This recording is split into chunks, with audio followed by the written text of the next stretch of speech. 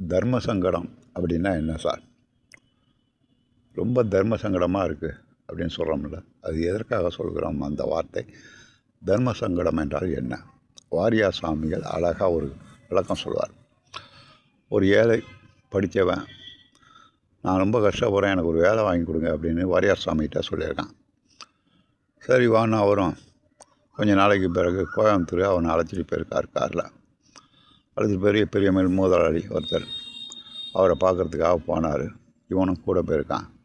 உடனே அவர் உட்காந்துருக்காங்க. வந்த உடனே வாரியார் சாமிகள் வந்திருக்காங்கன்னு மரியாதை பண்ணணுன்னு இருக்கார். அவர் சேரெல்லாம் போட்டிருக்காங்க.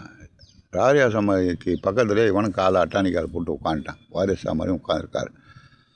பிறகு அந்த தொழிலதிபர் பார்த்த வந்தவர் வாரியார் சாமி கீழே உட்காந்துட்டாரான். அவருக்கு சமமாக உட்காரக்கூடாதுன்னு. வாரியார் சாமிகள் அவனுக்கு வேலை வேணும் அப்படின்னு எப்படி அவர்கிட்ட கேட்குறது? வேலை கொடுக்குற முதலாளி கீழே தரையில் உட்காந்துருக்கான். வேலை கேட்க வந்தவன் பக்கத்தில் காலில் அட்டாணி கால் போட்டு உட்காந்துருக்கான் வாரியார் சாமிகளில்.